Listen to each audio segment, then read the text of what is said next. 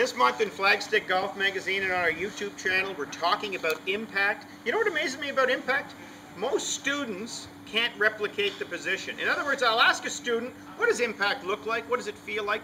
And they can't produce that position, that proper position that leads to strong, powerful, well-struck golf shots.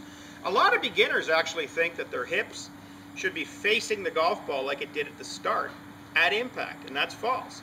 A lot of beginners think their weight should be 50-50 at impact, and that too is false. So let's look at where the hips and the chest and the head should be as we're coming into the golf ball. Let's start with the head.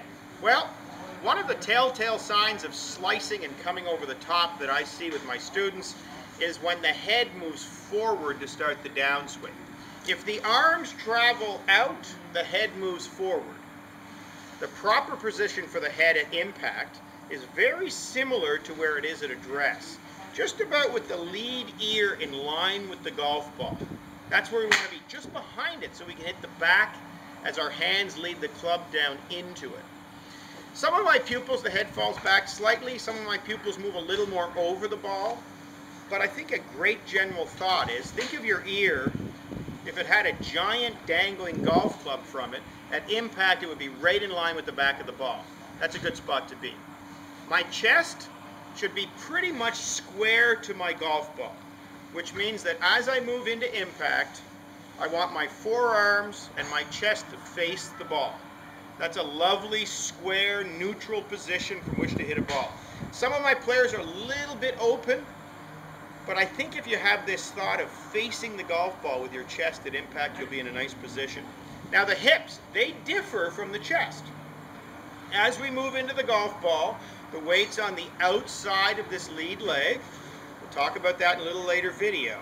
But the hips should be rotating and clearing to make way for the club face. Think of a baseball batter.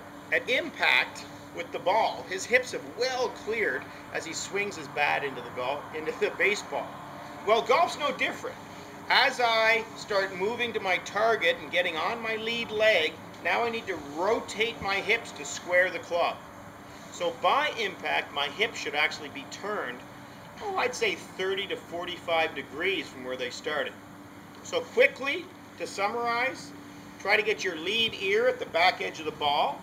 It starts about there, and try to keep it there. Your chest should be square to the golf ball, facing the golf ball at impact, but your hips should be well turned through, allowing your club face to square.